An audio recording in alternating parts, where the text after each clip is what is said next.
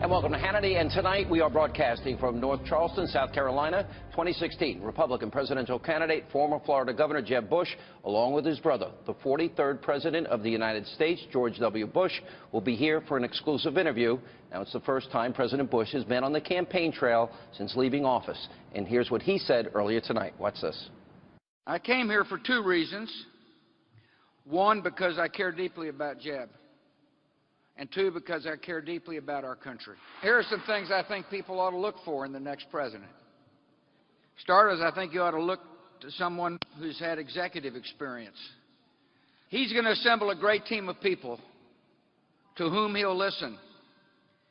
He'll create a culture in which they can deliver not just the good news, but the bad. He'll listen carefully to their advice. And then he's got the backbone necessary to make the tough decisions on behalf of the American people. And joining us now for an exclusive interview, 2016 Republican presidential candidate, former Florida Governor Jeb Bush, and the 43rd President of the United States, George W. Bush. Good to see you, Governor. How are you? Thanks, Sean. Mr. President, how are you, Yes, sir. You know, I thought you gave this up for Lent. What happened? Brother asked. And I love him dearly and know he'll be a great president. I've interviewed you post leaving office a number of times. You have wanted this run for a long time. Correct. Yeah. Tell us why. Because I love America, and I know we face enormous problems, but I also know we can deal with them and handle them. It's, I'm not an expert in a lot of things, but I'm pretty knowledgeable about what it takes to be president. Since I were one. Yeah. Yeah. And he's got what it takes. He's got character, backbone, philosophy, vision. He can deal with crises. Yeah. He'd make a really good president. You have been through this yourself. Yeah. South Carolina was particularly tough in 2000. Really? I don't know. That's, you know, not that tough? I mean, we won. So it wasn't that tough. Yeah. But I found New Hampshire a little tougher in 2000. Is that right? I lost. It's a grind. Yeah. When you watch, because I know how close you are to your brother, you watch the attacks and the back and forth, to get you mad, to get you frustrated? No, it doesn't get me mad. I get puzzled sometimes. But, no, I know Jeb can handle it. Yeah. As a matter of fact, these campaigns need to be tough because the job's tough. And we want to see who's got the ability to endure. Because if you wilt on the campaign trail, you're darn sure wilt in the Oval Office. I think it's a good process. Governor, you've been through this. I thought it was a pretty fierce debate on Saturday night. How'd you feel about it? I felt great about it. I got to talk about national security issues and showed that I had a steady hand, and the front-running candidate kind of lost it, lost his temper.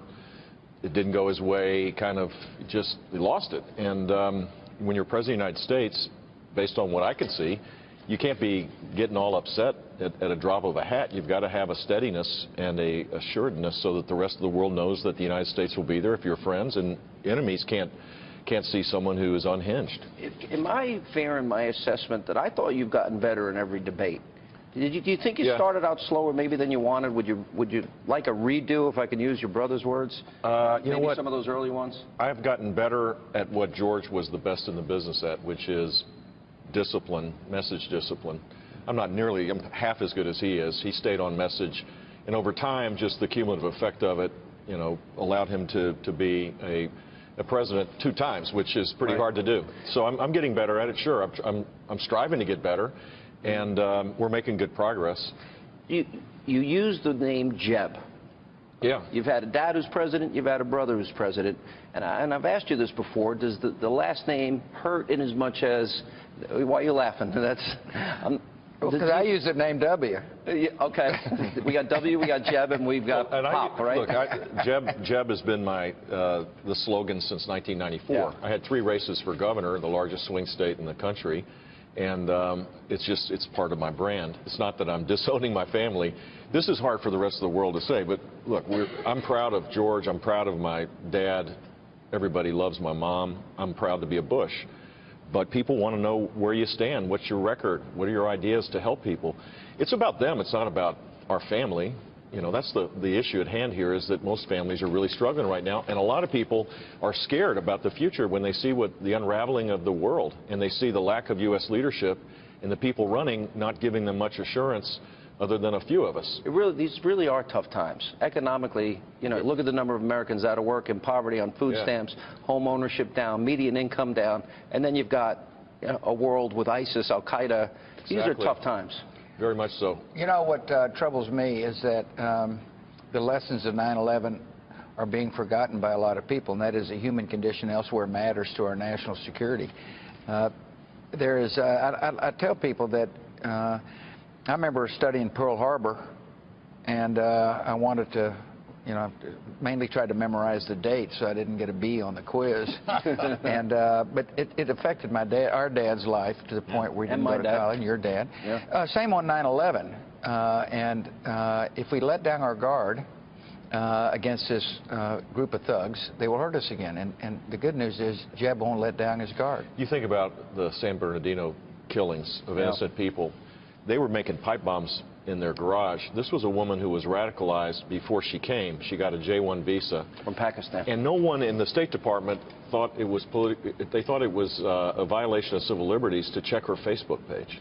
Unbelievable. Where she advanced jihad before she got her visa. I mean, we've got to be vigilant. If in the post 9/11 era, if we just allow just kind of to move away from protecting the homeland, we're going to have more of these things. You know, what's interesting about this election cycle is that foreign policy is a central campaign issue. It wasn't in 2000, for example. And so I hope the voters take a look and see who's got the clearest-eyed view of the world and who's got a plan to deal with those who would do us harm. I've looked at Jeb's plan. I know how solid it is. The other thing that's needed in the White House, and Jeb understands this, is you set a goal, defeat ISIS, and then you call upon the people who know how to help you achieve that goal. That would be the military and the intelligence community. And and Jeb respects them. And that's what you really want. You want somebody who understands how to make decisions and somebody who knows who can help you achieve goals.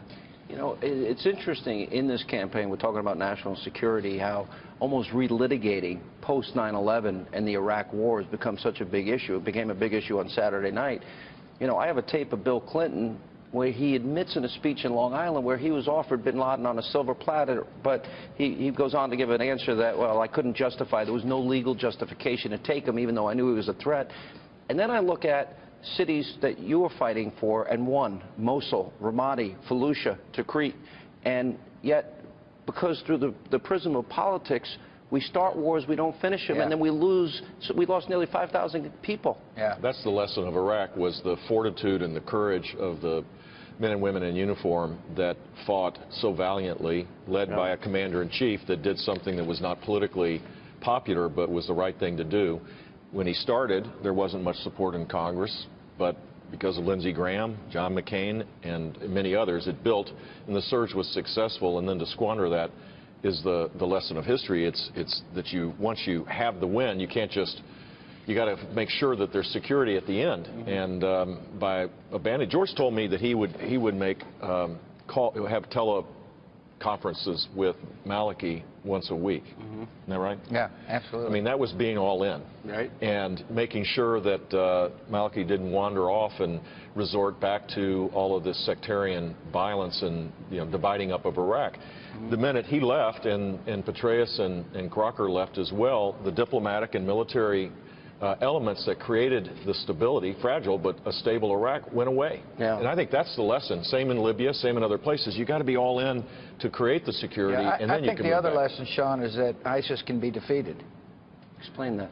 Well, that's what the surge. I mean, I know they call themselves Al-Qaeda, the same type of people. They murder the innocent. They terrorize the tribes. They are thugs. They have public executions. It's evil in our time. It is evil in our time. And yet we defeated them. And we defeated them by giving hope to people on the ground. Most people don't want to live under the clutches of these thugs. Yeah. And if given a chance, they will rise up and secure their freedoms. You were talking about World War II earlier, and my dad, like yours, fought in World War II. He spent 4 years in the Pacific. There was an alliance. This came up, and this, to me, is interesting because you worked with Vladimir Putin. Yeah. And, you know, here is, in the Cold War, we've got the Soviet Union and the United States standing side by side to defeat Nazism. And, you know, enemy of my enemy is my friend, right? And you don't think it's a good idea. You don't trust Putin, Governor, to No, look, if he wants to help us defeat ISIS, not a good idea. You don't think he does? There's no evidence of it. He spends 95% of his air power to attack the troops that we're supporting. Yeah, that's true. I mean, it's pretty clear, and it did point out, I think, Mr. Trump's either naivete or just lack of interest in the subject to suggest. I mean, part of it is that Putin said something nice about him. And I've noticed if you say something nice about Donald Trump, he really likes it, and if you challenge him, he doesn't. So I think part of this is just... You've enjoyed these debates with Mr. Trump, haven't you? Well, I enjoy taking him on because I love my country, and I love the Republican Party. I love the conservative cause, and he's hijacking it, and so I feel obliged. I don't know what the political consequences of this are. There may be a reason no one else is doing it. Yeah. All right, I got a little bit of a joke. I've tried to ask your brother questions, the president, sir, about President Obama. Have you secretly, I know I'm not even going to waste a question on it, but you've asked him, right? He'll tell you privately how he feels about President Obama, right? Because he won't tell me. Talk about message discipline. Yeah, that's really good message. That's probably the highest form of it, right? Why don't you tell people why? And the reason why Because you respect the office. I do. And I think the office is more important than the occupant. And that's pretty profound, because you've stuck to it now for over 7 years. Yeah. I don't have that discipline. I unload every day. So what did you wear when you went to the Oval Office every day? Coat and tie. Coat and tie. Yeah. And what was the rug? Tell the rug story. The rug was your wife Laura designed it, which is lesson one of leadership, and that is to listen to people who can give you good advice. That's what Jeb will do as president. Yeah. I didn't know much about rugs. She did, and designed a rug that looked very optimistic. And so it's really important for the voters to determine who's got an optimistic outlook, who can see a better future. And it's one of the things that I loved about Jeb's governorship in Florida. He inspired people because of his optimism, and he'll do the same thing as president. I've talked to him about his record. Your record's very conservative. First state that brought school vouchers. Yep. You went to a AAA rating. You went from a deficit to a huge surplus. You created 1.5 million jobs. And what do you think, because you had a brother and father as president, what does that add to you if you get that office? Well, I've had a front row seat seeing history unfold. I've seen the recognition that it's never perfect. You don't control everything. In fact, I would say the biggest lesson of watching my dad and George is that the big challenge is unforeseen. We don't know what it'll be. 9/11. Yeah. There was no campaign issue about 9/11 prior to it. September 10th, I was with him in Sarasota. We were talking about, he had an interesting discussion with Tram Hudson, my friend, about a book they were reading about the Civil War. Yeah. I mean, the world changed, and that's what's going to happen. It's almost inevitable. We could have a pandemic. You could have a natural disaster or an attack on our country in some form. It's when you think about the reality or possibility, it's scary. Yeah, so the question is, who do you want sitting behind the big desk when that happens? And that's my case, is that I have a steady hand, and I will lead the country through tumultuous events. That's what I believe I can do, because I learned how to do it when I was governor of the state of Florida. Yeah, I know you can do it. All right, I think you got one vote right there.